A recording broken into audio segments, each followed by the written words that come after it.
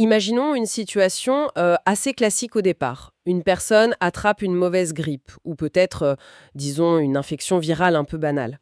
Oui, le genre de truc qui vous cloue au lit une semaine, quoi. Voilà. En temps normal, au bout de quelques semaines, l'affaire est classée, on passe à autre chose. Mais là, cette personne ne s'en remet tout simplement jamais. Hmm. Les mois passent, les années s'écoulent, et la fatigue devient tellement écrasante qu'il est impossible de rester debout plus de quelques minutes.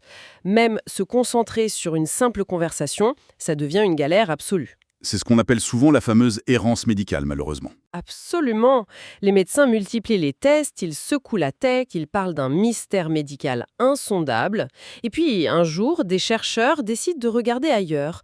Non pas dans la génétique du patient, ni dans son cerveau, mais littéralement dans la poussière cachée sous son frigo. C'est complètement fou quand on y pense. C'est clair. Et là, ils y trouvent très exactement le même poison que celui qui circule dans les veines de cette personne. Et c'est un changement de paradigme vraiment fascinant pour la science. On arrête de chercher un dysfonctionnement interne spontané pour traquer un agresseur externe microscopique. C'est la mission de notre exploration approfondie d'aujourd'hui. On va décortiquer 2 études scientifiques fascinantes sur le sujet. Tout à fait. Et l'idée, c'est vraiment d'analyser rigoureusement comment la science a tissé ce lien assez improbable entre l'environnement et la maladie. Sans faire dans le sensationnalisme, bien sûr. Exactement. Alors, on a sur la table une première étude de 2013 portant sur 112 patients et une autre plus récente de 2022 menée sur 236 patients en Floride. Ouais, des cohortes solides. Très solide. Et ce qu'elles mettent en lumière, c'est l'implication d'un coupable inattendu derrière le syndrome de fatigue chronique, aussi appelé encéphalomyélite myalgique. Et ce coupable, ce sont les moisissures et leurs mycotoxines. Alors, avant d'accuser les moisissures, il faut, je pense, poser un cadre précis. Le terme même de syndrome de fatigue chronique pose problème, en fait. Ah bon? Pourquoi? Ce n'est pas juste un petit coup de fatigue après une grosse semaine de boulot, hein. C'est sûr. On ne parle pas de juste faire une sieste le dimanche après-midi. Non, voilà. C'est une maladie chronique invalidante. Ça provoque un dysfonctionnement de plein de systèmes en même temps, le neurologique, l'immunitaire, l'endocrinien. Et les sources insistent lourdement sur un symptôme hyper spécifique, c'est le malaise post-effort. C'est la signature de la maladie. Concrètement, un simple petit effort physique, genre monter un escalier, ou même mental, comme remplir un formulaire administratif, ça déclenche une aggravation spectaculaire de tous les symptômes. Oui, brouillard cérébral intense, douleurs articulaires, problèmes digestifs. C'est une perte d'autonomie totale. D'ailleurs, l'étude de 2013 donne des statistiques terrifiantes là-dessus. Absolument. Sur les 112 patients examinés, 68% d'entre eux étaient totalement incapables de travailler ou d'aller à l'école. Ils dépendaient d'une pension d'invalidité. 68%, c'est énorme. Et l'étude de 2022 confirme ces tendances. Elle montre aussi que ça a affecté de manière disproportionnée les femmes, avec des pics d'apparition très nets. Un premier autour de 30 ans et un second entre 45 et 55 ans. 30 ans. C'est le moment où l'on est censé construire sa vie, lancer sa carrière, et d'un seul coup, pouf, tout s'arrête. Moi, pour visualiser ça, j'aime bien utiliser une analogie. Ah oui, vas-y. C'est comme si le corps humain, c'était un smartphone dernier cri. La batterie passe de 100% à 1% dès que tu ouvres une application. Sauf que là, on a beau brancher le téléphone, il refuse obstinément de charger. C'est une excellente métaphore, surtout quand on va parler de l'aspect cellulaire un peu plus tard. Mais il y a un élément déclencheur crucial à mentionner avant. Lequel? Dans la majorité des cas cliniques, ce syndrome se déclare juste après une infection virale ou bactérienne sévère. Ouais, le fameux point de bascule. Le patient subit une attaque classique, disons une mononucléose, et au lieu de voir son système immunitaire prendre le dessus, le corps s'effondre de manière permanente. Et c'est vraiment là que je bloque, personnellement. C'est la grande question. Si tout commence par un virus, comment les chercheurs en sont-ils venus à s'intéresser aux moisissures sur les murs? Je veux dire, quel est le lien logique? En fait, c'est une observation clinique croisée qui a tout déclenché. Les toxicologues ont commencé à remarquer une similitude vraiment frappante entre les patients atteints de ce syndrome et une autre catégorie de malades. Lesquels? Ceux qui souffrent du syndrome des bâtiments malsains, le Sick Building Syndrome. Ah, d'accord. C'est un phénomène bien documenté, où des gens qui vivent dans un bâtiment gravement endommagé par l'eau développent des troubles neurologiques, une suppression immunitaire, une fatigue extrême. Je vois. Donc les médecins ont pris les deux listes de symptômes, ils les ont superposés et ils se sont dit « mais attends, c'est la même chose ». C'est exactement ça. Ils se sont demandé si la maladie n'était pas causée par l'environnement toxique, qui, en fin de compte, empêcherait le système immunitaire de récupérer après le virus initial. C'est une inversion de perspective totale en médecine. Au lieu de chercher pourquoi le corps est faible, on cherche quel élément extérieur l'étouffe en temps réel. Et c'est ce qui a poussé la science à chercher des preuves tangibles. S'il y a un agent toxique, il doit bien laisser des traces physiques dans le corps. Et ça nous amène aux fameuses analyses d'urine. C'est là que les études deviennent vraiment folles. Oui, les tests étaient extrêmement pointus. Les chiffres sont ahurissants. Dans l'étude de 2013, sur les 112 patients testés, 93% présentaient au moins une mycotoxine dans leurs urines. 93%, oui. 2022 trouve quasiment la même chose avec 92,4% d'X. Ces chiffres sont d'autant plus massifs quand on regarde le groupe témoin de l'étude de 2013. C'est un vrai modèle de rigueur. Ils ont testé des gens en bonne santé pour comparer, c'est ça? Exactement. 55 personnes en parfaite santé, sans historique d'exposition à des bâtiments moisis. Leurs urines ont été testées par le même laboratoire, avec les mêmes méthodes. Et le taux de mycotoxine détecté chez eux, c'était 0. Attends. 0? Vraiment 0 absolu? Parce qu'en biologie, trouver un 0 parfait, c'est hyper rare, non? Il y a toujours un bruit de fond. 0 absolu. Aucune toxine détectable. C'est une donnée super puissante. On entend souvent dire qu'on est tous exposés à de petites doses de toxines au quotidien, mais ce groupe à 0 prouve que la présence de ces toxines chez plus de 90% des malades, c'est la signature d'une exposition massive et spécifique. Et ils ont même la liste des suspects. L'ochratoxine A, l'OTIA, est la grande gagnante présente chez plus de 80% des patients. Ensuite, on a, attends que je le lise bien, les trichothécènes macrocycliques. C'est bien ça? C'est parfait. C'est une toxine redoutable produite par le Stachybotrys, la fameuse moisissure noire. Mais l'ochratoxine A est très présente parce qu'elle est hyper stable chimiquement, difficile à éliminer. Bon, alors là, je vais me faire un peu l'avocate du diable. Vas-y. Quand on voit ça, on peut se dire, est-ce que ces patients n'ont pas simplement accumulé ces toxines parce que leur corps, qui est déjà malade, n'arrive plus à faire le grand ménage? En gros, est-ce que ce sont les toxines qui rendent malade ou la maladie qui empêche d'évacuer les toxines? C'est une excellente question, c'est le grand débat classique en toxicologie, l'histoire de la poule et de l'œuf. Voilà. L'argument est légitime. Toutefois, les données montrent que ces mycotoxines ne sont pas juste des déchets inoffensifs qui s'accumulent. L'ochratoxine A, par exemple, est néphrotoxique et hépatotoxique. Donc ça attaque directement les reins et le foie. Activement, oui. Et ça endommage même l'ADN. Ces toxines sont des actrices agressives.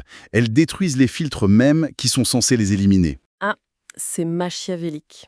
C'est comme une poussière très corrosive qui s'accumule dans le filtre du climatiseur, mais qui fait fondre le filtre de l'intérieur. L'image est excellente. Et du coup, le corps a de plus en plus de mal à éliminer les toxines, ce qui crée un cercle vicieux dramatique. Le tableau qu'on a là est quand même glaçant.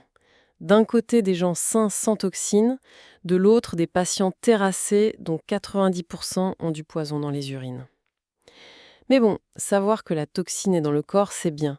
Mais il faut remonter à la source d'où vient ce poison. Et c'est là que l'étude de 2013 prend des allures d'enquête policière. Les cliniciens ont mené des interrogatoires très détaillés sur l'environnement des patients. Et le résultat? Plus de 90% avaient un historique d'exposition à des bâtiments endommagés par l'eau. Infiltration, fuite de toit, mauvais drainage, etc. Les histoires des familles dans les études sont hallucinantes. Ça détruit totalement l'idée que ce serait purement psychosomatique. Prenons la famille numéro 1. Oui, un cas d'école. Ils emménagent dans une maison neuve en 1991. 4 mois plus tard, le père développe une fatigue écrasante et finit avec un diagnostic de syndrome de fatigue chronique. 3 ans après, c'est la mère. Et ensuite, les 2 filles grandissent là et paf, elles développent la maladie aussi. Toute la famille. C'est la signature classique d'une intoxication environnementale. Même si la maison était neuve, un petit défaut d'étanchéité caché dans un mur suffit à créer un incubateur à champignons. Pareil pour la famille numéro 2. Emménagement en 1997, des problèmes de drainage autour de la maison, l'eau s'accumule et les 4 membres tombent gravement malades avec une hypersensibilité chimique fulgurante. Mais la preuve absolue, c'est quand les cliniciens sont allés faire des prélèvements dans ces maisons. Ils ont analysé la simple poussière domestique. Ouais, la poussière qui traîne au-dessus des portes ou sous le frigo. Exactement. Ils y ont trouvé des spores productrices de toxines. Aspergillus penicillium. Et surtout, et c'est là que c'est fou, les toxines extraites de cette poussière correspondaient, molécule pour molécule, à celles trouvées dans les urines des familles qui vivaient là. C'est la confirmation totale. L'eau abîme le plâtre ou le bois. La moisissure pousse. Elle lâche ses toxines dans l'air pour se défendre. Ça se fixe sur la poussière. Les habitants inhalent ça jour et nuit, ça passe dans le sang et c'est parti. C'est comme vivre avec une fuite de gaz ultra lente et inodore. Tu cherches des causes médicales complexes à l'hôpital, alors que le poison tombe littéralement de la bouche d'aération de ton salon. C'est toute la tragédie des expositions chroniques à faible dose. D'accord, alors maintenant qu'on a tracé le parcours du mur jusqu'au sang, il reste la question biologique. Qu'est-ce que ce poison fait exactement à l'intérieur du corps pour générer une fatigue aussi paralysante ? Les recherches en biologie cellulaire sont très claires là-dessus. Reprenons l'ochratoxine A et la flatoxine. Les toxicologues les classent comme des poisons mitochondriaux. Les mitochondries, on rappelle que ce sont les petites centrales énergétiques de nos cellules. Exactement. Ce sont elles qui créent l'énergie pure, l'ATP. Eh bien, ces toxines fongiques ciblent directement les membranes de ces centrales. Ça provoque un énorme stress oxydatif. Donc, si je reprends mon analogie du smartphone, le problème, ce n'est pas le câble de charge. C'est que l'acide de la moisissure a littéralement fait fondre les composants chimiques à l'intérieur de la batterie elle-même. C'est redoutablement exact. Face à ce stress, la mitochondrie déclenche l'apoptose. Elle s'autodétruit purement et simplement. Conséquence, un effondrement de la production d'ATP. Plus de monnaie d'échange énergétique du tout, donc le muscle ne peut plus se contracter, le neurone galère à transmettre l'information. C'est pour ça qu'aucun sommeil ne peut réparer cette fatigue. Ce n'est pas une envie de dormir, c'est une panne d'énergie moléculaire. Le moindre effort draine l'ATP restant et la cellule s'arrête. D'accord, je comprends enfin la mécanique de la fatigue. Mais alors, l'autre mystère, c'était le système immunitaire. Pourquoi il n'arrive pas à vaincre les virus ? Ah, ça, c'est l'autre front de l'attaque. Et c'est notamment la gliotoxine qui entre en jeu. Qu'est-ce qu'elle fait, elle ? C'est un puissant immunosuppresseur. Elle agit en bloquant spécifiquement un complexe protéique vital qui s'appelle NF-κB. Et en français facile, ce NF-κB, il sert à quoi normalement ? C'est l'interrupteur qui permet d'activer les cellules T, les soldats dans notre système immunitaire. D'accord. Quand un virus entre, l'interrupteur s'active et l'armée se déploie. Mais la gliotoxine vient souder cet interrupteur en position arrêt. Oh, waouh ! Les cellules immunitaires sont là, mais elles restent aveugles et paralysées. Mais c'est l'illumination totale. C'est pour ça que ces patients n'ont jamais pu se débarrasser de leur grippe ou de leur mononucléose de départ. L'infection initiale a mis le corps à terre, mais c'est la moisissure de la maison qui l'a maintenu au sol en empêchant les secours de bosser. C'est exactement ça. Une attaque sur deux fronts. D'un côté, on coupe le disjoncteur énergétique avec la destruction des mitochondries. De l'autre, on désarme le système immunitaire. Le corps devient la proie de la moindre infection. C'est le crime parfait de la nature, jusqu'à ce qu'on trouve l'arme dans les urines. Écoute, merci infiniment d'avoir traduit toutes ces données médicales super denses en concepts aussi clairs. C'est un vrai travail d'équipe. Ça prouve à quel point on ne peut pas traiter les maladies chroniques sans scruter l'habitat physique du patient. Nos propres murs peuvent être nos pires ennemis. C'est la leçon numéro 1. Et juste pour ouvrir un peu la perspective, il y a une note dans l'étude de 2022 qui donne littéralement le vertige. Vas-y, je suis prête. Les chercheurs rappellent que l'USDA estimait déjà en 1985 qu'environ 25% des récoltes agricoles mondiales étaient contaminées par des mycotoxines. Attends. 25% de la chaîne alimentaire mondiale J'y sais. dans les années 80 ? Oui. Et aujourd'hui, avec le changement climatique, la hausse des températures et de l'humidité, ce chiffre est largement sous-estimé et s'aggrave de jour en jour.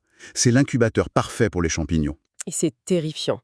Si ces toxines, qu'elles soient dans nos toitures moisies ou massivement dans notre alimentation, ont le pouvoir de détruire nos cellules et d'éteindre notre immunité à ce point, ça donne vraiment à réfléchir. Absolument. Combien d'autres maladies chroniques mystérieuses que la médecine peine à expliquer aujourd'hui pourraient en réalité cacher un problème colossal de toxicité fongique ? On commence à peine à mesurer l'ampleur du problème. C'est le grand défi de médecine environnementale de demain. Savoir chercher l'invisible avant que les dégâts soient irréversibles. Eh bien, ce sera notre mot de la fin pour cette session. Face à une fatigue qui n'en finit plus, on fait souvent des bilans sanguins classiques. Mais parfois, la vraie réponse demande de changer d'échelle. Il faut peut-être regarder derrière le canapé ou dans les bouches d'aération. On ne résoudra certains problèmes complexes qu'en observant notre environnement matériel d'un œil nouveau. Peut-être que cette petite tache d'humidité au plafond, eh bien, elle mérite un second regard.